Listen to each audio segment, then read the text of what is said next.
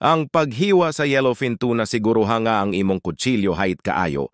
Hugasi ang tuna sa bugnaw nga tubig, kuha ang ulo ug ang bahin sa liyog guntinga. Ang luyo sa ulo paingon sa ubos sa luyo sa pectoral fin. Dayon ibira ang ulo palayo sa lawas.